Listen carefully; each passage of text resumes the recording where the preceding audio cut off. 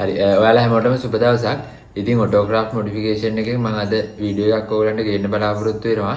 ඔයගොල්ලෝ කලින් අපේ දාලා තිබ්බ වීඩියෝස් බලන්න නැති අර සෙන්ටර් ලොගින් සම්බන්ධව කීප දෙනෙක් අහලා තිබ්බ ප්‍රශ්නයක් තමයි මේ වීඩියෝ එකෙන් මම ඔයගලන්ට කියන්න බලාපොරොත්තු වෙන්නේ.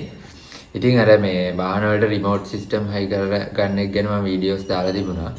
ඒ වීඩියෝස් සමහරක් කීප දෙනෙක් ඇහුවා මේ ඒවා හයි කරාම මේ චයිනීස් යුනිට් නේද? එතකොට කාලයක් ඇති සවුත් වෙනවද? වැඩ කරන්නේ නැතුව යනවා ප්‍රශ්න එනවා එහෙම නේද කියලා.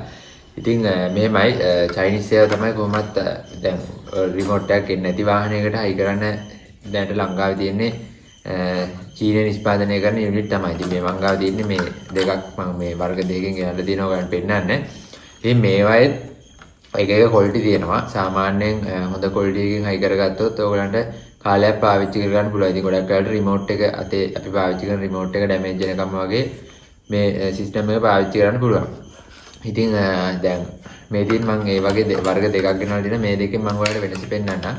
සාමාන්‍යයෙන් දැන් මේ වර්ගය ගත්තම මේවා මිලවල නම් ලොකු වෙනසක් නැහැ. දැන් මිල සාමාන්‍ය එකම වගේ මිල යන්නේ.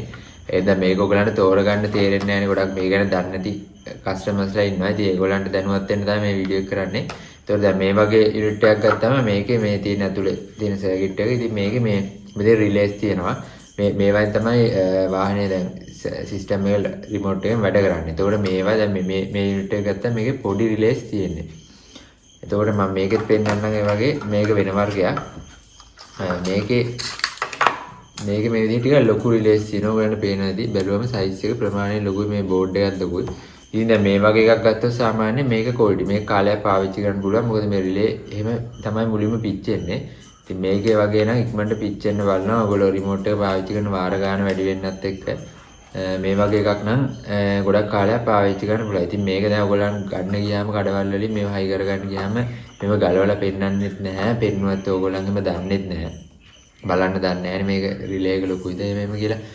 සාමාන්‍යයෙන් මේවා හයි කරද්දි වොරන්ටි දෙන තැනකින් හයි කරගන්න. දැන් අපිත් හයි කරනවා. අපේ වොරන්ටි දෙන අවුරුද්දක. ඒ වගේ වොරන්ටි දෙන තැනක් බලලා ඉතින් විශ්වාසවන්ත තැනකින් මේක හයි කරගත්තා නම් කාලයක් පාවිච්චි කරගන්න පුළුවන්. ඉතින් චයිනීස් කියලා එහෙම ගැටලුවක් නැහැ. කොහොමත් මේවා එන්නේ නැති වාහන වලට හයි කරන්න තියෙන මේ යුනිට් තමයි. ඉතින් මේ අඩු වියදමින් වැඩි කාලයක් පාවිච්චි කරන්න නම් හොඳ යුනිට් එකක් බලලා හයි කරගත්තා නම් මේවා නම් එක එක විදිහේ නම් තියෙනවා. සාමාන්‍යයෙන් මේ Kia කියන බ්‍රෑන්ඩ් එක මේක ඒක නම් හොඳයි.